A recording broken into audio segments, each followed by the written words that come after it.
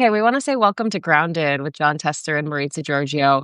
We are recording live on Substack this morning because we are so honored to be joined in a little bit by independent journalist, influencer, lawyer, guy who can't possibly get more than a couple hours of sleep a night, Aaron Parnas. He is providing us the Gen Z perspective on news, and he'll join us in a few minutes. But should we get to some headlines first? I think we should. We look forward to getting Aaron on. He'll be on in about 10 minutes or so it'll be good. Yeah, it'll be good. Okay. There's just so much going on right now. I want to say first off, though, one thing that we're not talking a lot about is Jeffrey Epstein. Took the words right out of my mouth. Yeah, Sorry. I mean, the fact of the matter is that that's on the back burner. And the truth is there were promises made during the campaign that information was going to be released. And now all of a sudden, no information is being released, interestingly enough. We know Deep that state. there was a new dump of documents maybe given from the estate to the House committee yesterday. So we'll see what they release. But yeah, we're not hearing a lot, and a lot of attention has shifted, of course. And it should, because there was a political assassination last week. And that's a really big deal. And I know that has caused a lot of emotions in people, whether it's people who loved Charlie Kirk or people who feel really conflicted about their feelings, people who feel really angry about some of the words that he said. So there's a lot going on with that. We talked about it last week. But Vice President J.D. Vance yesterday hosted his show, Charlie Kirk's show yesterday. Yeah. And that's when he announced that the White House is basically planning a crackdown on liberal groups using Kirk's murder as a justification to take down left-wing organizations. Well, that's bullshit. And that's not what should be going on right now. The news is out. This wasn't a liberal that shot Charlie Kirk. It was a Republican, just like in Butler and just like on the golf course. And political differences of political thought, which is what the president always talks about, but never follows up on. It's one of those deals where the president says one thing and does another. And whether it's dealing with China or whether it's dealing with anything, it just doesn't matter. There's one set of facts that come out, and then the truth is a different set of facts are followed. I think that's incredibly dangerous. I think it goes to uh, doing away with our democracy. I've always said that Democrats aren't right all the time, Republicans aren't right all the time, and so having differences of opinions for good policy is critically important. And for the president to use this as a springboard to take away political conversation goes against what this country stands for, in my opinion.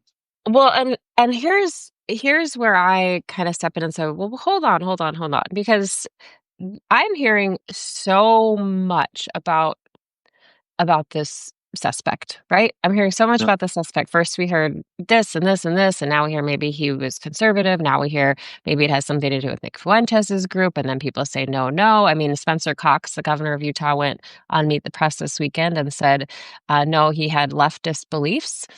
I don't know anything about this guy. We're hearing conflicting information, and I think until we have a clear understanding, it doesn't really matter. At the end of the day, he murdered somebody in broad daylight in front of thousands of people, and on how many cell phones that captured that. And so at this point, I just think we should get the facts straightened out, because it's only causing more division. It always doesn't hurt. It always is beneficial to get the facts out if you're going to make good decisions. But to come out right out of the chute saying we're going to start tamping down on people who think differently than this administration Yeah. is a bad precedent to be setting, and people shouldn't put up with it. Well, yeah, I mean, one of the things that I was thinking about is that that we were seeing people being fired and losing their jobs over this now, right? Like we saw it at Delta Airlines, American Airlines. We're seeing it within the federal government. They're threatening people who posted. I can't remember the wording. I think it was insensitive comments. And I'm wondering, who decides the threshold for that? But also, you know, I can remember back to when there was a spree of killings in Minnesota earlier this summer, Senator, and Speaker Emerita Melissa Hortman and her husband and her dog were killed. Another lawmaker was hurt pretty badly, shot, both at their homes.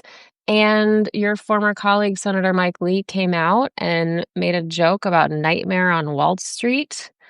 And so why does he get to keep his job? Yeah, 100% correct. There cannot be a double standard. The truth is what happened last week and what happened to the lawmakers in Minnesota is unacceptable, and people should stand up and do that. Stand up and say that it's unacceptable and it shouldn't be tolerated. But that's not. There's a double standard here. I'll just tell you, and I'm seeing it over and over and over again. While they say, I'm talking about JD Vance and others now, while they say, oh, yeah, yeah, no, I mean, we want to hear from people, they do everything they can do to tamp it down. They have people running around the country in mass, unmarked, picking people up who are U.S. citizens, not criminals, and taking them out of the country and losing their papers. This is not good, and they need to start listening to people is what they need to start doing, and all this stuff would tend to go away, I believe. Yeah, there's a lot going on. Okay, right now we want to say too that the FBI Director Kash Patel did just start testifying in front of the Senate Judiciary Committee. This started 24 minutes ago. He's expected to be grilled over his handling of this investigation. I also expect that we will hear some questions about Epstein too. Yeah, I would expect so too. And look, the FBI has a tough job, but they need to do it, and they need to do it in a bipartisan, nonpartisan way, I should say, and go after the people who are trying to destroy our democracy and destroy our Constitution and destroy this country. Okay, I do have some breaking news. Just came down. Governor Tim Walz of Minnesota, he is going to seek a third term as Minnesota's governor, something that's never been done. Well, as a Minnesotan, you probably have some thoughts on that. Look, I actually know Tim when he served in the House. He served on the House Veterans Affairs Committee and got to know him through that experience when I was on the Senate Veterans Affairs Committee. I don't think when he was a VP, I don't think they used him the way they could have used him because he's a solid dude. I wish him the best in his run for a third term as governor. Yeah, that's gonna be a fight. I mean, it's never happened in Minnesota, so we will see. But we just talked to Jay Inslee a couple weeks ago. He served 3 terms in Washington. So, Yeah, and and um, and we also had the Timmer on that's our right. on our podcast, so it's good. That's right. And I'm actually going to talk about that interview with Aaron Parnas, I hope, if we have time with him. Okay, the last thing I want to ask you about Marjorie Taylor Greene, Representative Marjorie Taylor Greene, she has been really outspoken about the Epstein files, and she has been very critical of the Trump administration over the Epstein files. But then yesterday, she posted a long post on social media, and she said that she basically is asking for an amicable national divorce. She said she wants nothing to do with the left anymore. And then we saw Republican Representative Ryan Zinke of Montana, who we both know, of course. He was on CNN just a couple of days ago. He said we need a healthy Democratic Party in this country alongside a Republican Party. So what's going to happen here? I mean, do you think there's room for Zinke's belief there anymore within MAGA? I don't know. I don't know that Ryan probably knows that better than I, Ryan Zicke. But she wants a divorce from the left. But yeah, she said she wants a peaceful national divorce. I don't. Basically split So up. I'm just a farmer, but I really don't understand what the hell that means, to be honest with you. She has not been somebody that has been particularly bipartisan in her ways. The Epstein is the single exception that I know of.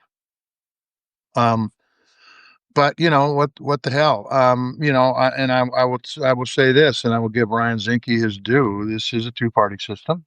There are parts about the two-party system that I'm not enamored with, but that's a system we have and we need it. And if it becomes one-party rule, that's not good at all.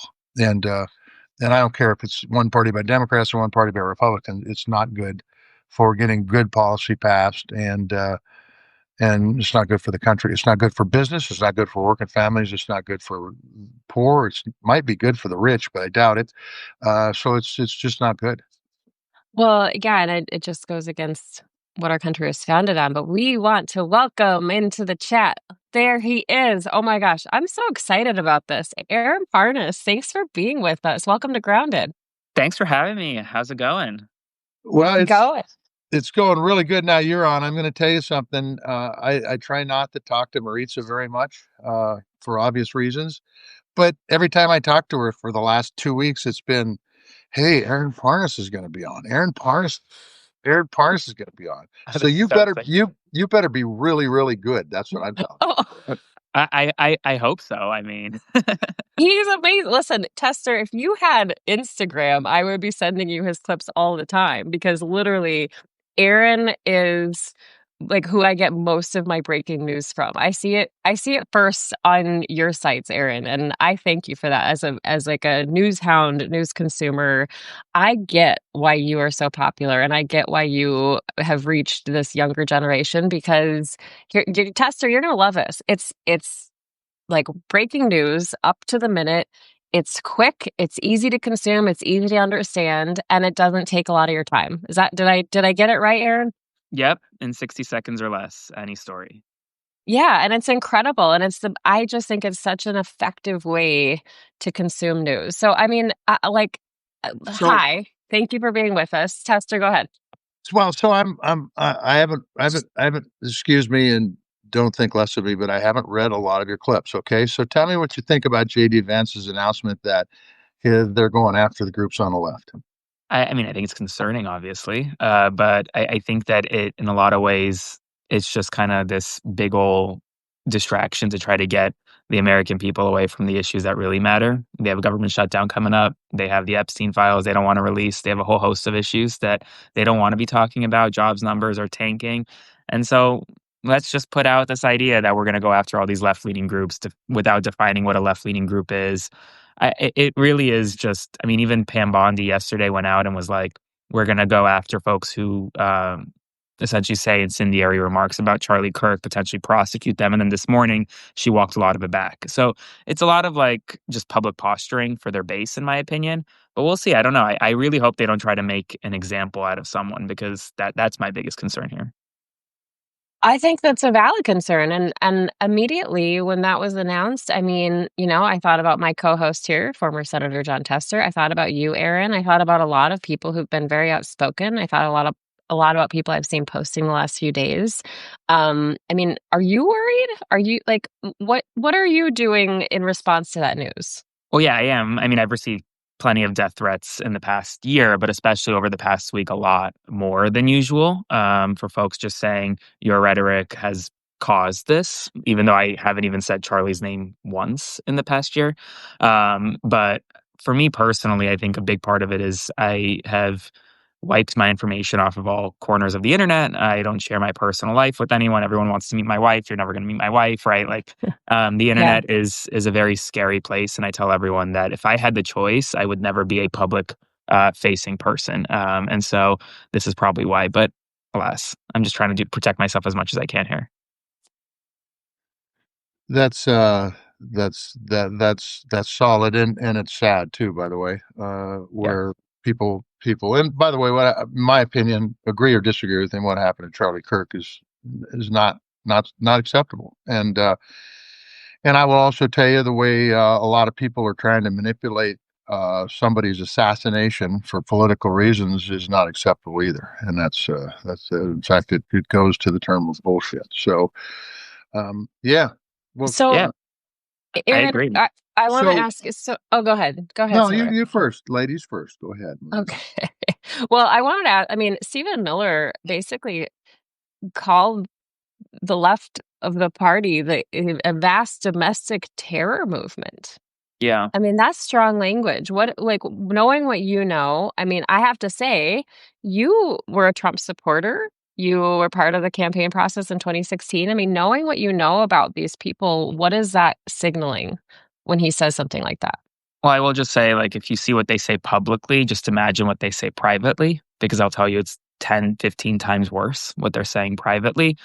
I think the 2016 campaign and the 2024 kinda race and now is the Trump 2 White House versus Trump 1 White House, very different cast of characters. Yes, Stephen Miller's always kinda been around, but Miller really is kinda, in my opinion, running the show in the White House for a lot of things, for, border stuff, for immigration stuff, and now, this kind of culture war going after the left. It's really kinda Miller's baby, and Trump is just letting him run with it.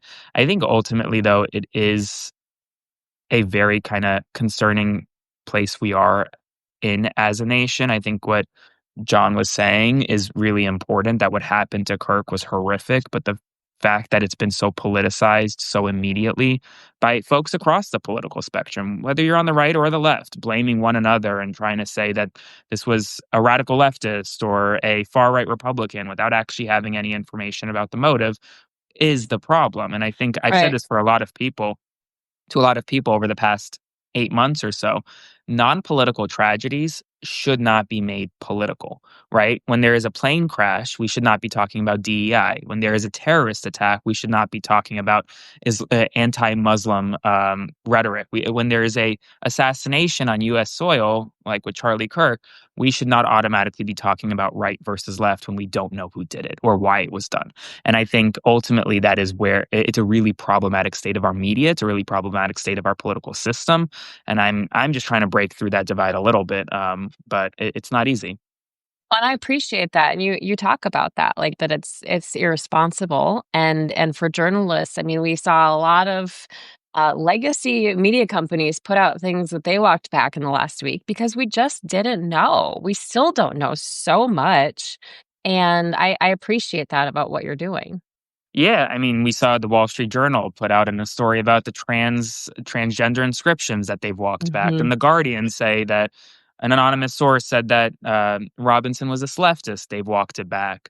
Uh, then you had Fox News put out this report that Robinson's roommate was transgender. Who cares? I mean, that's not part of. There's no evidence to tie that to a motive, and so it's just media fueling the flames of these conspiracies, and then when you don't do that, you get hit with the $15 billion lawsuit like the Times did this morning from Trump. So, yeah, it's tough. Aaron, and you've probably covered this 1,000 times before, but I haven't read it, so you got to tell me. You work for the Donald. I assume you tried to get him elected in 16, and now you're talking about the challenges that this administration puts forth to ordinary people. What was there a single time that this flipped you, or was there an event that said, Yeah. "Whoa, I'm on the wrong side of history here"? Yeah, I mean, it was a while ago. So when I was a Trump supporter, quote unquote, because I never actually supported the policies. I was 16 years old, right? I was very young. It was the first kind of foray into politics, and I tell everyone the first presidential election I remember is 2016. I don't remember the Obama era. I don't remember the Bush era, and so going into politics for the first time as a 16, 17-year-old kid, all I knew was Trump. And for me, over the next several years, as I saw Trump 1 kind of take effect, I had lived experiences that really shaped my political kind of awakening, right? So I was working in Miami as a lawyer or as a summer associate in law school at the time, and I visited an inner city school where my one of my good friends was teaching through AmeriCorps. And I saw the disparities those students had in terms of educational funding and just resources versus what I had growing up. And then I realized, well, one party wants to make sure that all students across the country receive equitable access to education and resources. The other party doesn't really seem to care about these students. Then I had a healthcare scare. And then in that moment, I was like, well, one party cares that I can afford to pay my healthcare bills or have affordable health insurance. The other party doesn't really care if I go into medical debt. And so through those lived experiences, I shifted. It wasn't Trump specifically, but rather just kind of my overall gradual political awakening. So, and I'm going to let Maritza go, but I got one follow up on that. So, what was it that attracted you to Trump? What was it that he did that Yeah. said, "Hey, this is the guy"? Truthfully, just the way he spoke, it just really just for me, being a lawyer, and when I make my videos and all of this, I talk to people as though they're regular people. very plain spoken. I try to break down these very complex topics in very easily understandable ways because I'm not talking to millions of lawyers. I'm talking to millions of everyday Americans. And the way Trump spoke to everyday Americans as a 16, 17-year-old who thought that, or who was told politicians lie, and politicians make up like, are these like big brainiacs or whatever. I was like, seems like a decent guy, right? But at the same time, I grew up in a household at the time where Fox News was running, and that was the only media we consumed. And so I didn't really know any different. And so it was kind of both factors in a way. Okay. That leads to this question I have for you because I've had so many conversations over the last few days about what happened in Utah last week, and Governor Cox talked about this too. But I keep like some of the smarter conversations come back to the algorithm, right? Social media algorithms, and that there's this whole population of Charlie Kirk followers who Yep. never saw some of the videos that we saw that were blatantly racist, sexist, you name it. Yep. Um, and then there's this whole section of the population like who align on the left who've never seen really wholesome videos of Charlie Kirk. And that's intentional. That's the algorithm at work. So the question is, and this is complicated for all three of us on here, how do we fight against that while also all acknowledging that the algorithm has a benefit for people like us who want to get our messages out? Well, the senator's former colleagues should do something on Capitol Hill when it comes to the algorithm and social Now you're media preaching to the choir with him. and Yeah. and and big tech regulation, especially as these tech companies are now owned by Zuckerberg, Musk, and soon to be Larry Ellison on TikTok, and that's very concerning when these three billionaires really control the narrative and the algorithms. But I tell everyone that the best way to break through the algorithms we're seeing on the internet is to go next door and knock on your neighbor's door and have a regular conversation because ultimately real conversation on the ground transcends anything that happens online and social media. Social media does not win you elections. Social media is only one part to a much larger whole. And I think as a society, we have a problem when we can't knock on our neighbor's door and talk to them and disagree and agree when, because in reality, 80% of Americans agree on 80% of the issues. It's really just the fringe right and the fringe left. They're the loudest in the room. They're not always the most popular. And so I'm a big believer in really on the ground kind of coming together. But Senator, do you have any opinions about what Congress should do? Well, they ought to forfeit their pay until they start doing something. Quite frankly, they haven't done jack shit for a long time now. So it's time. Maybe they could start by reading the Constitution. I don't know. And then, after they get the checks and balances down, maybe they could do something about the damn algorithms and big tech for sure. So let me ask you this: how old are you? 26. Can you 26. believe that? You've done a lot in your life. No shit. Yeah. Yeah. So, what as a 26-year-old, what do you see as the biggest challenge facing this country right now? Right now.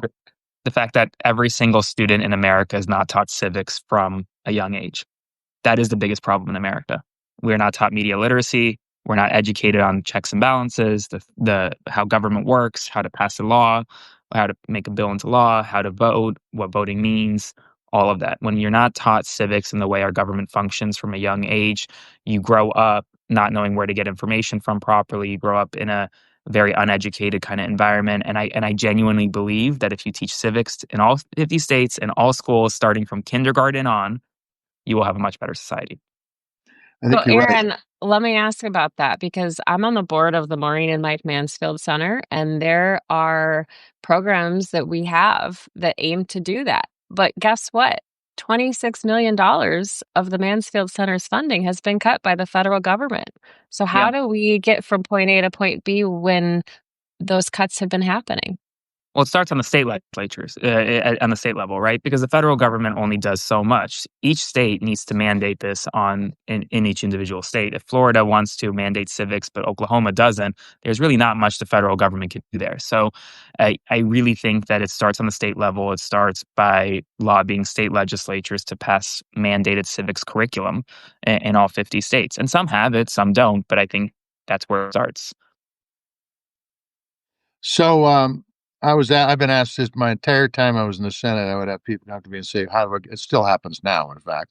How do I get my news? How do I know I'm getting news that's actually accurate? You address that in the civics education question, but so that's screwed up. So what do you tell people now? Where do you get your news? Where do I get my news? I get my news from the firsthand primary source 75% of the time. So I go, and nowadays policy is done by Truth Social posts, right? So that's a firsthand source. That's where news is coming from. But in reality, I go directly to the member of Congress that's making the news. I go directly to try to go local to directly to the source of the news. Not many people can do that or have the Yeah. time to do that, right? That is hard.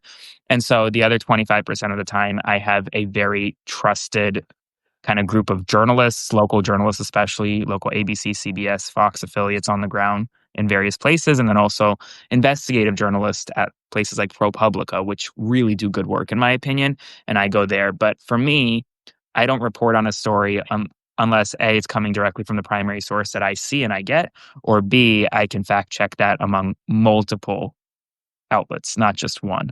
So that's why I never touched the transgender bullet inscription story because only one outlet reported on it, and I wasn't going to run with it. So I have to make sure multiple outlets confirm it. But, like, So how do if you you're, have time? yeah, When do you sleep, Aaron? I mean, you're on everything, and I'm exhausted doing what we do here on our Grounded podcast Substack. I don't know how you do this and have a wife and have a social life, and I see you're training for a marathon. Like, Yeah. how do you have time? Well, so okay. For if people, I'm going to be a little more like personal here because it really kind of dates back to like trauma. I try to avoid trauma in my life and thinking about trauma by packing my day so tight that every single minute of every single day is productive. I try to seek peak efficiency in everything that I do, whether it's social media, hanging out with friends, whatever it is. It's not healthy all the time, and I'm going to therapy for that. Totally fine, but it's what I do, and it's what gets me through the day. But I sleep well. I sleep 8 to 9 hours a night.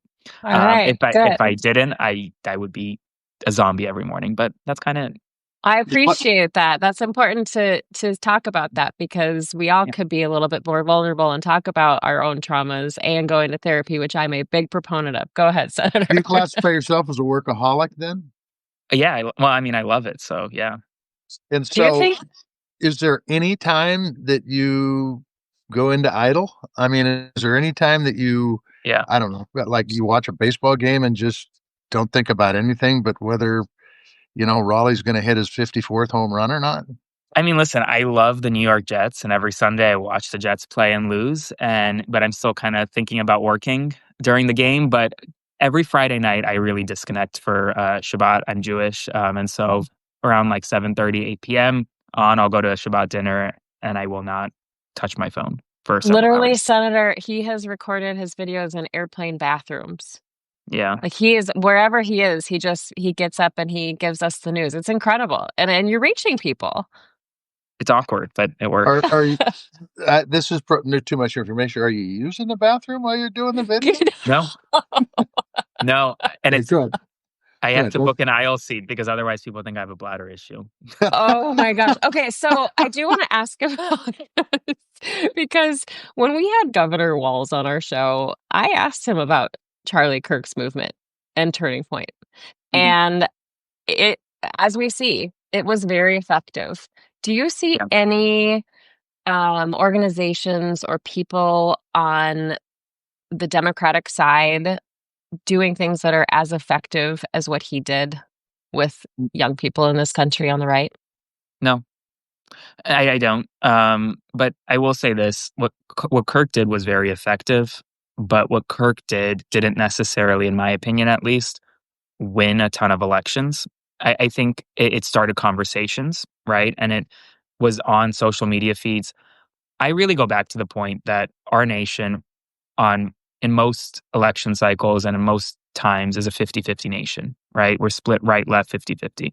And elections are decided often by a few 100,000 votes in a few swing states. Charlie Kirk is not going to be the deciding factor in any of those swing states. It's going to be whether or not you can afford a home, right? It's going to be whether or not the economy is doing well. That is almost always the reason why an election is won or lost. What Charlie Kirk did that was so well was galvanize young people just to start thinking about politics. And no, there's no one on the left that is anywhere close to where Kirk was or honestly will ever be. And the primary factor to that is the left is more focused on eating itself right now than it is going after anyone on the right. And until they figure out that problem, you're not gonna have a Charlie Kirk of the left.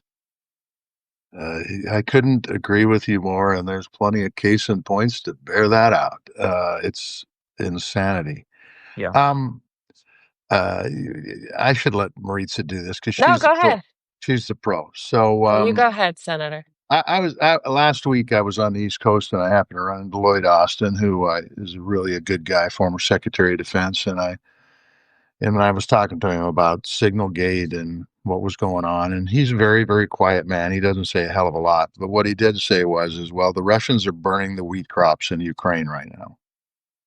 I'm a farmer. That hits right square in the guts. What are you hearing about Ukraine?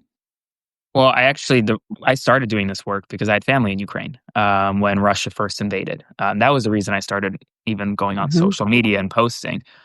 I think what's happening in Ukraine is honestly a tragedy, not just in the sense of the conflict, but the fact that it's become so normalized. That's my biggest issue. Is that Mhm. Americans are so kind of numb to the idea that there is this war happening overseas, that people are dying every single day, and there's not changing. I mean, you're really at a stalemate in a lot of ways on the ground, along the front lines in a lot of areas. Yes, Russia's pushing through some areas, but it's not. I mean, estimates suggest, I was looking, Russia wouldn't be able to take all four of the territories that it's trying to occupy in eastern Ukraine for several years at this pace. And ultimately, people are dying. Trump clearly underestimated Putin, clearly thought that he could just come in and get a deal done. He can't. And that's not necessarily Trump's fault. Putin just doesn't want a deal. And I think what a lot of people forget is that this war didn't start in 2022. It started in 2014. It started when Putin first invaded Crimea. And also, people forget that Putin isn't doing this because of issues at home in Russia. He's doing this. He grew up under Stalin. He was a KGB agent who was trained under this kind of murderous leader. And Stalin's whole dream was to build this large Soviet Union, and Putin wants to recreate that dream. And if people think that they can just stop a madman from creating or going through with executing on his dreams, well, they have another thing coming for them because you can't.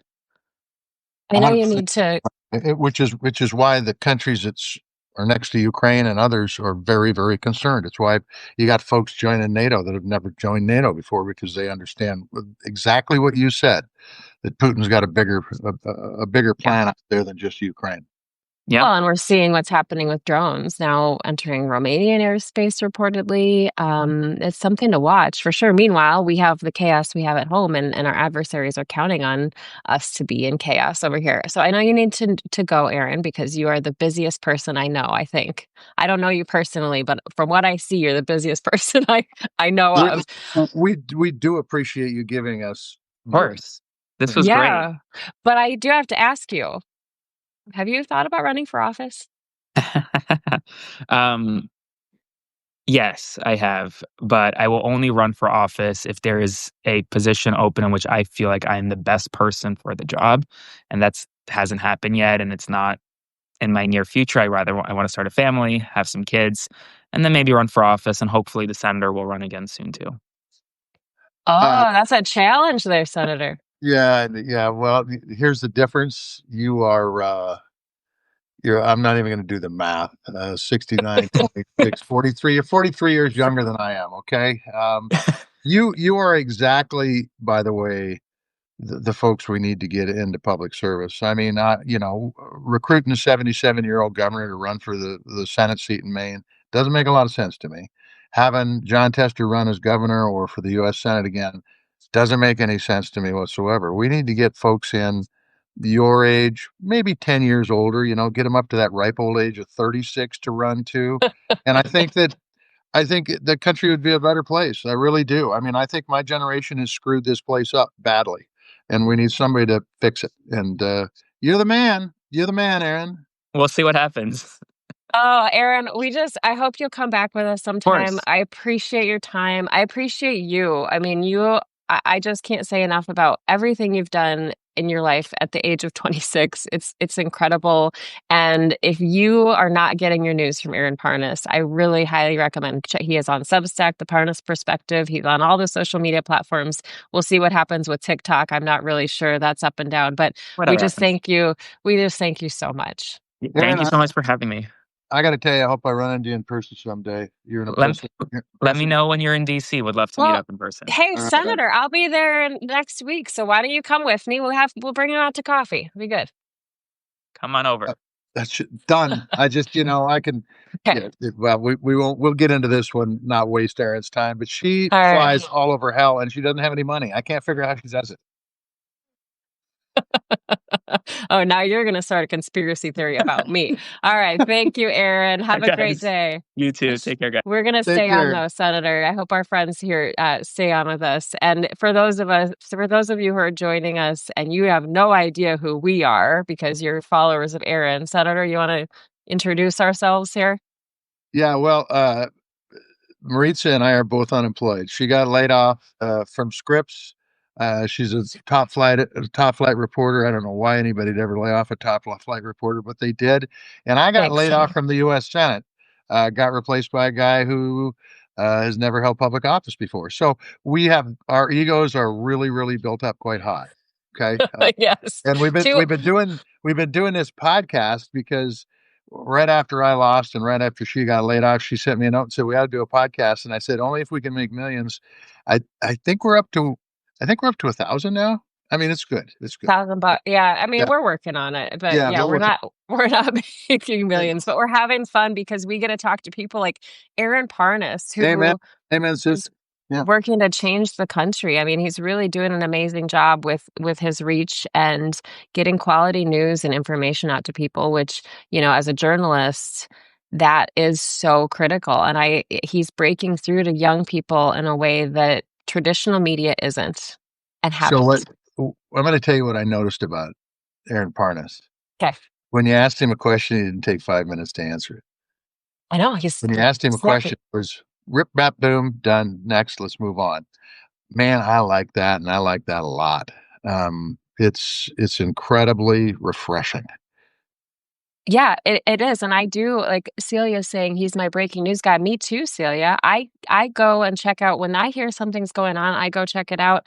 I have never looked at his page and not seen him already have something up about what I want to know about. I mean, he is so quick and he's to the point and direct while giving context, which is very hard to do. So if you are not following him for news information, really, it's an invaluable source.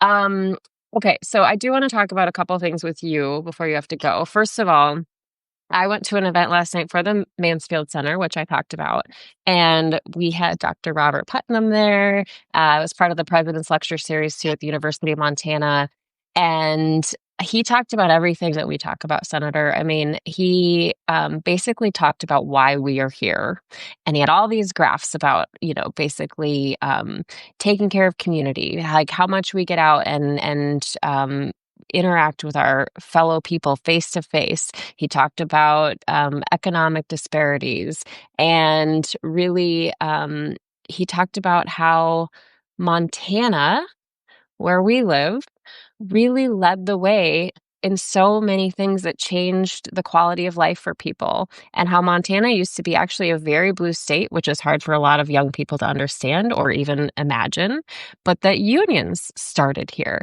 that the suffrage movement started here, that we had community, that people cared about one another. And it was an incredible speech, and I just had to talk about that. But the other thing he talked about was social media and why Congress isn't doing more to demand more of social media companies who are exploiting all of us and who are pitting us against each other with the algorithm, like we talked about with Aaron, but also that they basically told him at Facebook, at the Facebook campus, that they know how to connect people online and in person, but they're not doing it because the more people who meet in person face to face, which is very healthy, the less time people spend on the social media platforms. Yeah, yeah. Look, I mean, I don't need to go down the line. I'll go with why Congress needs to do something, And look, I was there for 18 years. Guilty as charged. We should have done something when I was there. This has been going on for decades now. So this is your fault. Yeah, I'll take the blame. Just But the kidding. truth is, it ain't the reason I lost the election. I'll tell you that. And it should have been, quite honestly, because these these platforms have so much influence. You know, people talk about AI. God, AI can be used for negative. It can be used for positive. We're really worried it'll be used for negative. These goddamn platforms are not exactly helping our democracy. I'll just tell you that. And they need to wake the hell up, or we can look forward to a place where they don't exist, because it's not helpful. And I don't mean to say that as Jesus, you know, I'm a conspiracy theorist, but the truth is democracies work when people talk to one another and there is compromise, and these platforms are not helping with either one of those things. Yeah, we all need to do better, I think, and I hope that they take notice about these conversations around the algorithm and getting people face to face. Speaking of you losing the election, Well, thanks. You know, I appreciate you. Well, I guess I brought it up, so you can follow. Go ahead. all right. I have to ask you about this article in the Montana Free Press today about the Montana Democratic Convention last weekend. And when I read this, it kind of, it's not just about Montana, because we are seeing conversations like this take place all across the country about the Democratic Party. Aaron brought it up in our conversation. But the newly elected vice chair of the party really went after you. And he said that he thinks a lot of people are upset with you for not being more proactive during your last campaign. And he said that the Democrats need to be more aggressive on things that he said are often called socialists. He said we've got to stop running away from that word, because the voters that are entering the electorate or just enter the electorate don't find that term as radioactive as a lot of people in the room may find it. Well, I just What? say that I am not a Max Johnson Democrat.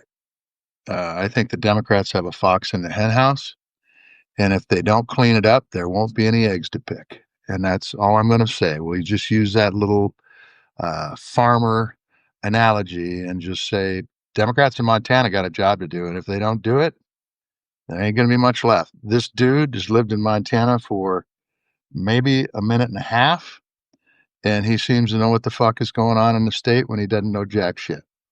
Oh, And okay. So you have some opinions about this. I do have some opinions about this, and I've got people go, well, Jesus Christ, you got to show a little bit of grace, you know? No, this guy's a clown, and he doesn't know what he's doing, and it's not because he's been critical of me. I don't really care about that. It's because if you read what he says, he ain't a Democrat. They got a fox in the henhouse. They need to get it fixed. Well, and here's the thing, and we've talked about this with Heather Cox Richardson, who has talked about what's happening in our country right now, and that the Democrats need to stay away from having what she called, purity tests, Yeah, right? yeah, Aaron Parnas just talked about that the yeah, Democrats are basically eating their own tail. yeah. So I for don't. me, This ain't the same thing as a purity test. I'll guarantee you that. This is a dude that's there to raise hell. Thinks he knows Montana. Doesn't know jack shit about Montana. It ain't a purity test. It's a guy that's there to destroy, not to build. I spent okay. 20, I spent 26 years building. Actually, a hell of a lot longer than that. But and this guy's there to destroy. So yeah. Look, I don't expect him to do anything. Quite frankly, I don't think anything's going to come of this, and I think the party will be weaker because of it. Okay, let's talk about something really serious now, and that is for our people watching who don't watch our shows. We talk about whatever hat Senator John Tester is wearing at the end of each show, because he has like 500 hats and he picks a new one every episode. So what is this? What is this hat you're wearing? It's red, which, I mean, that's a bold statement in itself. John Tester's wearing a red hat, but it doesn't have the letters MAGA on it. So what is No, I got two red pickups too. That doesn't mean anything. I like the color red. I like blue. Every once in a while, I like teal. I mean, this hat is it's got an R for a company called Richland Aviation that is in Richland County in Montana, which is in the far east where Sydney, Montana is, and they're a good outfit. I like them. I don't know if they voted for me or not. Doesn't matter. They're a good small business and they do good work. I will tell you that Robert Putnam, Dr. Putnam, last night told me that he did donate to your campaign. Yeah, man, I'll tell you, if you'd have told me about this, I'd have probably drove to Missoula to watch him. But oh no, no, no. Leave old Johnny on the outside looking in. Let me give you a tip, Senator. If you signed up for emails from the Maureen and Mike Mansfield Center, you would have known about it. What? Well, why don't you send me an email telling me how to sign up for the email, and I'll do that. Okay, I'll do that. I'll sign you up. Our neighbor John says Santa also wears a red hat. He's right. Santa does wear a red hat. We're just going to start calling you Santa. Okay. We are working I on don't, our I, next episode. I don't have the beard for it. Okay, so You're working on it, though. yeah, it's kind of scraggly though. What can I say? Anyway, go I, ahead. I gotta tell you, people like the goatee. They like this new John Tester look. Yeah, well, thanks. I appreciate that. My wife hasn't told me to shave it off yet, so we're okay.